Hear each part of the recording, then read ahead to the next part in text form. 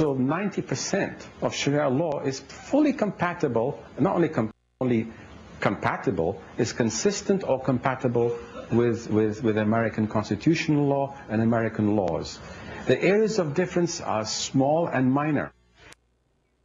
Small and minor? That was Imam Faisal Abdul Rauf, proponent of the Ground Zero Mosque, a leading voice for moderate Muslims.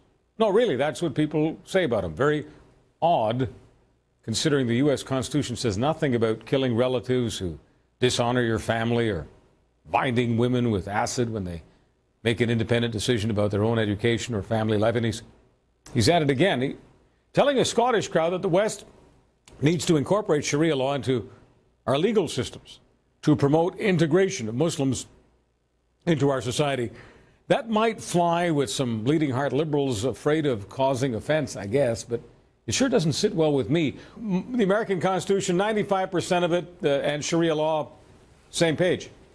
Yeah, that man's either incredibly stupid or incredibly dishonest. I go for the liar myself. I mean, look, this is what really irritates me. I'm fine to have an open debate about Islam, about Sharia law, which in its pure form is meant to be justice. That's what it's about, justice.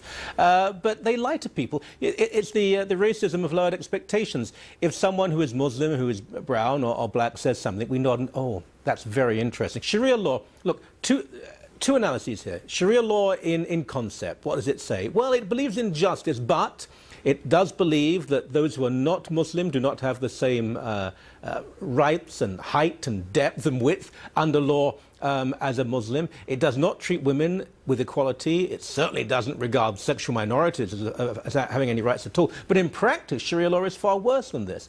You look at any country with Sharia law and ask what it's like to be, for example, a Christian, to be a part of a Muslim minority sect. For goodness sake, to be Jewish, well, that doesn't exist anymore because Jews have been thrown out of those countries. To be Baha'i, part of a group that doesn't include people of the book. It's a living hell. No one is lining up to get into Pakistan, for example. I mean, I don't see people on the Indian border saying, please, please, as a Hindu, as a Christian, as a woman, as a homosexual, I want to go and live in Pakistan because Sharia law is such fun. It is hideous, it's anti-human, and this man here should have been shouted at by people who have said to him, for hundreds of years in this country, in the United States, we have fought with our minds, with our hands, in every way to make this a fair, free, pluralistic nation. And what you want is to take it back to those days when we still had slavery. Because, by the way, ask any Muslim scholar if slavery is acceptable under Sharia law. And if they're honest, they will say to you, yes, it is.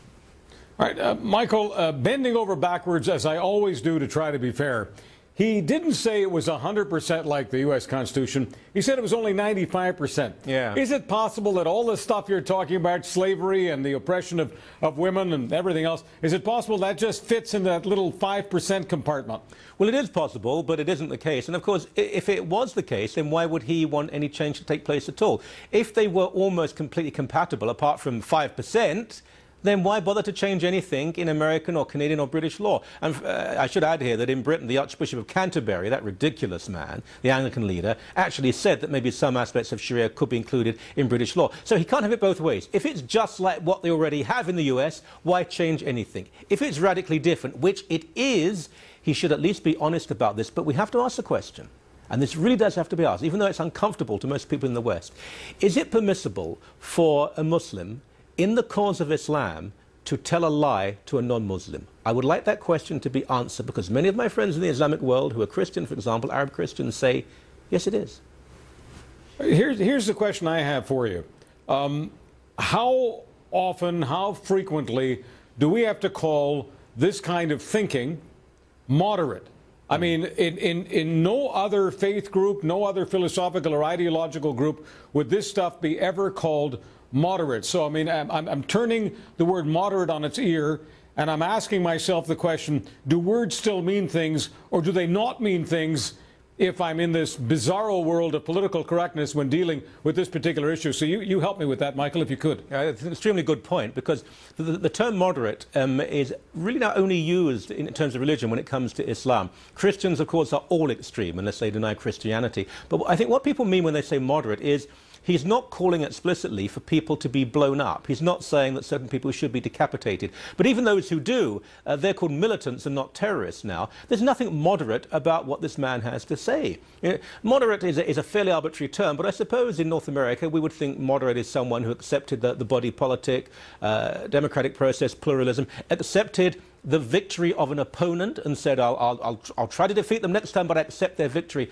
Does Sharia law really believe that, for example, an atheist government is acceptable? Does Sharia law believe that there can be a non-Muslim leader of an Islamic country? Does Sharia law believe that a homosexual will be acceptable serving in the government? Because in Egypt, the so-called Arab Spring, which I think could actually be rather a nuclear winter, in Egypt, the Brotherhood, as well as the more extreme Muslims, are saying, no, we would not accept a leader of this country who was not. Okay, Michael, I gather.